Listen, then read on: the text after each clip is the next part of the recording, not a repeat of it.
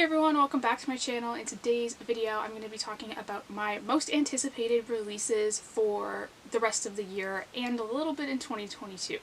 So let's just get right into it. So the first book that I am super excited about, and this will probably be out already by the time this video goes up, but I'm going to include it anyway because it will have just come out. But it is called It Happened One Summer by Tessa Bailey, and this one I'm really excited for because it reminds me so much of The Simple Wild by K.A. Tucker, which is like my favorite book of all time. And this book is about a Hollywood it girl named Piper who sort of gets cut off by her family, and her stepfather sends her to this small little beach town to run her father, who has passed away's dive bar, basically, in this tiny little beach town. And she goes and she meets this guy who lives there who's like a local fisherman, I think, or sea captain it said, and he's like very gruff and like rugged and outdoorsy, and she's obviously very not. And so they kind of get together, and it sounds like when they start getting along something happens where she sort of is thinking about going back to LA and things like that. But this, like I said, this reminded me so much of The Simple Wild because it's like a girl who's very like big city who moves to the tiny little town and meets like the local rugged guy who doesn't really want anything to do with her at first, and then they both have jobs where they're kind of gone all the time. Jonah's a pilot. I think the guy in this book's name is Brandon, and he's, you know, out on the boat all the time. And it's like a very similar sort of dynamic, I think. So I'm really excited for this book. I think I'm probably going to really love it. This one comes out July 13th. Like I said, it'll be out by the time this video is up, so definitely check it out if you haven't. Next one comes out on July 20th, and that is Isn't It Bromantic by Lyssa K. Adams. This is the fourth book in the Bromance Book Club series. And I'm pretty excited about this one because it has a hockey player, and if you know me, I am like obsessed with hockey romances. So I'm really excited about this one. It follows Vlad, who is in the other books if you've read them, and his wife, who they got married years ago as like a marriage of convenience because her dad was like this Russian reporter or something that goes missing. And to sort of keep her safe, I guess she marries Vlad, and I don't know, I guess to move to the States probably, and just to like be safe, but they never really connected, I guess. So Vlad is tired of like having like a one-sided relationship and whatever, and I'm not sure from the synopsis of this book, I couldn't really figure out if they're helping him get back with his wife or if they're helping him find like a new girlfriend. So I'm not really sure, but I'm excited either way. I know it says once things start getting like, either once they start getting back together, once he starts dating again, I guess, then something happens with her that kind of creates a problem that they probably have to work together to solve.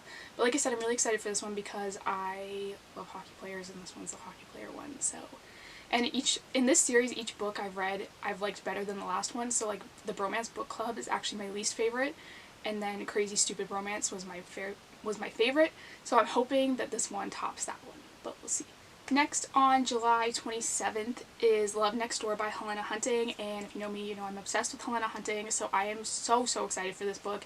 It's an enemies to lovers, like small town cottage romance, which is like everything I could possibly want in a book, minus a hockey player. Like if this had a hockey player in it, this would be like the ultimate book for me. But everything about this sounds good. It's about a girl named, I think it's pronounced Dillian. I keep looking at it and I keep thinking it should be Dylan, but I think it's Dillian. And she basically moves back to this small town to take her place in the family business because her brother has sort of gotten into some trouble or something that requires her to come back. And so she comes back to run the business, and she's like not really excited about it. She moves into this cottage, I guess, and her neighbor's grandson is now, I guess, living there or staying there for the summer or something like that. And they instantly start like bickering and going at each other and whatever. And then I kind of got the vibes that like the town doesn't like them, but I don't know if I'm like reading too much into the synopsis of that. But I am really excited for this one. I love small town, I love enemies to lovers, I love Helena Hunting, so like it's gonna be so good. I'm so excited for this one. Next on August 1st is Abbi Glines' Lyrics of a Small Town, which I am so excited for. I love most of Abbi Glines' books. I think this one, I just have a feeling this one is going to be my favorite unless something like really crazy happens that makes me not like it. But it's about a girl who moves back to, or I don't know, actually I don't think she's ever lived in this town, but her mother did. And she moves to this town because her grandmother has died and left her like a list of things to do now that she's passed. And she goes to this town and starts completing this list, and supposedly she finds out all these secrets about her life. And while she's there, she meets this guy who's like the town like bad boy, which is very like Abbi Glines, you know, it's all of her male leads are generally the bad boy of the town. And so she ends up meeting him, and he keeps sort of popping up while she's completing this list, and I imagine they eventually get together. But Abbi Glines posted on her Instagram, or pretty sure it was her Instagram, that this is her longest book ever and also her steamiest book ever. So I'm like already intrigued. Like, I'm so ready for this, and like literally can't wait for this one to come out. Next are two books that come out on September 21st. The first is The Legacy by Elle Kennedy. I'm obviously crazy excited for this one. I feel like everybody is. This is number 5 in the Off-Campus series, so it's sort of like a Where Are They Now, which I believe takes place 2 years later from like the end of those books. And what she has like teased so far is that there's going to be a proposal, a wedding, a honeymoon, and a pregnancy, so like one for each couple. That's going to be their story. And I am like so excited for this. I love that series, as I feel like pretty much everyone does, but I'm so excited for this book, and I'm even more excited now that she's announced the girl cover for the book, because originally I'm pretty sure she said it was only going to come out in the mass market paperback Abs version and Kindle, and I was like kind of sad about that because I obviously, you can't see it, I have like the regular stack of them, so I was like I don't really want the pocket-sized one to go with those because like they wouldn't match and whatever. So I'm really excited about that too. And so yeah, I'm excited to see this one. I think I just want some more like Garrett and Dean. Honestly, like all of them, like I just want any more content that she writes about that, like I will buy, no questions. So I'm really excited for this one. Next on the same day is When Sparks Fly by Helena Hunting, which again, love Helena Hunting, so any book she releases I'm super pumped for. And in this one it sounds like it's friends to lovers, where they're actually roommates. So the girl kind of doesn't think she has time for relationships. She spends all her time hanging out with this guy who's her roommate, and they're best friends, they do everything together, and he's got the reputation of being like a playboy, like he's always like having one night stands and never in a relationship or anything. And then she gets in a car accident and needs someone to like help take care of her. And I don't know if he like volunteers or if she asks him or how that sort of comes about, but he ends up, I guess, sort of taking care of her. But he feels kind of guilty for the accident. Like it says that he wasn't directly involved, but for whatever reason he feels guilty about it. So that's why he's helping her.